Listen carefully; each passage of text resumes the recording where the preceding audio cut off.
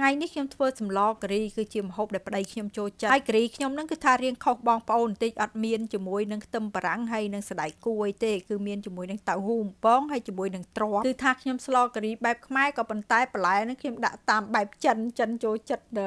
ញ៉ាំដាក់ទ្រាប់ឬមួយគេដាក់ស្ពៃក្តោបអីអញ្ចឹងណាបងប្អូនការីនៅស្រុកនេះជាពិសេសហ្នឹងគឺថាប្តីខ្ញុំចូលចិត្តជាងគេគឺដាក់តៅហ៊ូបំពងនឹងតែម្ដងហើយមុននឹងចាប់ផ្ដើមធ្វើហ្នឹងដូចមិញបងប្អូនឃើញអញ្ចឹងគឺថាខ្ញុំឆាគ្រាប់ពុយកាក់នឹងឲ្យចេញពណ៌ក្រហមល្អហើយលើកគ្រាប់ពុយកាក់នឹងចេញគឺខ្ញុំដាក់កាពិជាមួយនឹងគ្រឿងដែលខ្ញុំបានកិនហ្នឹងខ្ញុំឆាតតែដាច់ទឹកដោយសារតែគ្រឿងហ្នឹងខ្ញុំកិនខ្ញុំដាក់ទឹកបន្ទាប់មកគឺខ្ញុំដាក់ម្ទេសផ្លោកហ្នឹងហើយមានអាគ្រឿងការីគេនេះអាការីសម្រាប់មាន់សម្រាប់ត្រីបងប្អូនគេមានអាគ្រឿងការីសម្រាប់សាច់មាន់ហើយនឹងសម្រាប់សាច់ត្រីនេះខ្ញុំយកសម្រាប់សាច់មាន់ណាបន្ទាប់មកហ្នឹងគឺថាខ្ញុំឆាចូលគ្នាឲ្យសព្វឲ្យឡើងឈ្ងុយហើយហ្នឹងគឺខ្ញុំចាប់ផ្ដើមលាយគ្រឿងខ្ញុំដាក់ជាមួយនឹងទឹកត្រី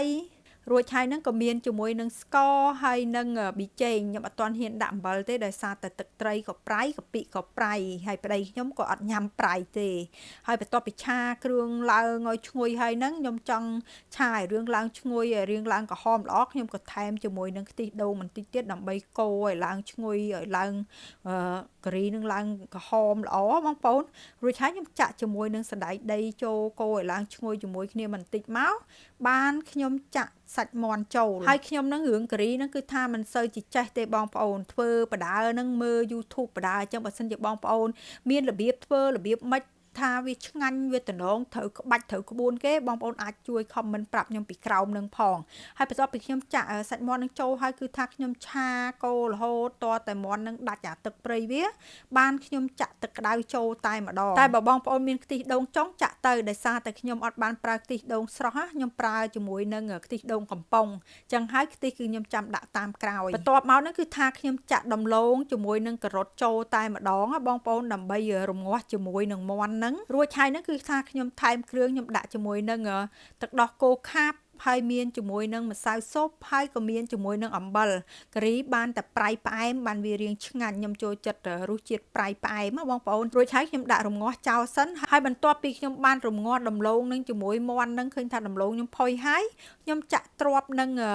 តៅហ៊ូបំពងនឹងចូលរួចហើយខ្ញុំរងាស់តែ 4-5 នាទីទៀតគឺរួចជាការស្រេចបងប្អូនប៉ុន្តែមិនទាន់រួចត្រឹមនឹងទេគឺខ្ញុំចាក់ខ្ទិះដូងដើមនឹងចូលតែម្ដងបន្ទាប់ពីខ្ញុំចាក់ចូលហើយហ្នឹងគឺថាខ្ញុំឲ្យតែមួយពុះទៀតទេគឺថាខ្ញុំបិទភ្លើងគឺជាការស្រេចនេះហើយគឺជាការីរបស់ខ្ញុំហើយអត់មានស្លឹកកត្រួបទេបើមានស្លឹកកត្រួបគឺខ្ញុំត្រូវឆាស្លឹកកត្រួបនឹងមួយប្រេងសណ្ដែកអាក្បាលដំបងឆាស្លឹកកត្រួបមកឲ្យឡើងឈ្ងុយទៀតនៅស្រុកនេះគឺស្លឹកកត្រួបយើងដាក់សម្លម្ជូរគ្រឿងតែនៅស្រុកនេះគេប្រើស្លឹកកត្រួបហ្នឹងធ្វើ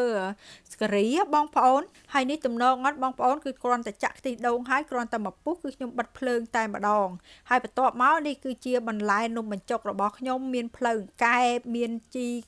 ស្ពណ៌ត្រីអីមានរយងចេកអីចឹងណាខ្ញុំញ៉ាំតែឯងប្តីខ្ញុំគឺគាត់ចូលចិត្តញ៉ាំជាមួយបាយខ្ញុំអត់ចូលចិត្តជាមួយបាយទេការីបើអត់នំបញ្ចុកខ្ញុំអត់ញ៉ាំតែម្ដងចឹងហើយពេលដែលខ្ញុំធ្វើការីគឺខ្ញុំត្រូវទៅទិញបន្លែទិញអីមកធ្វើនំបញ្ចុកសម្រាប់ខ្ញុំបាយសម្រាប់ប្តីទៅមានដាំបាយផង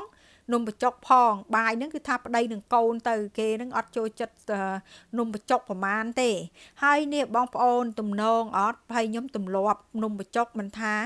ទឹកសឡរសជាតិគេល្មមហើយឬយ៉ាងម៉េចទេគឺទម្លាប់ថែមអំបិលបងប្អូនថែមអំបិលបន្តិចបានឆ្ងាញ់អត់ថែមអំបិលមានអារម្មណ៍ថានៅស្ទើសាបស្ទើអីអញ្ចឹងណាអញ្ចឹងហើយនេះដាក់អំបិលមកមានម្ទេសមានអីចឹងមកនិយាយពីថាអូយបងប្អូនហើយ